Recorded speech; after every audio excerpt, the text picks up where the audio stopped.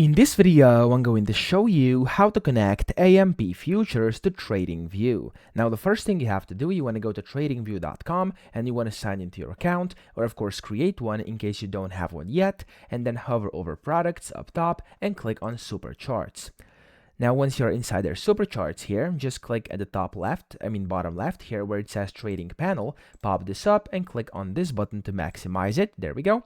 And then in here, we have to now find AMP futures. So you just want to go click on show all brokers here. And then you can either scroll down or you could just search for AMP by clicking Ctrl and F on your keyboard and typing in AMP. And then just like that, you can just basically start clicking. And as you can see here, I was able to find AMP very quickly. Just click on AMP here. You can select if you want to connect a live or demo account, press connect.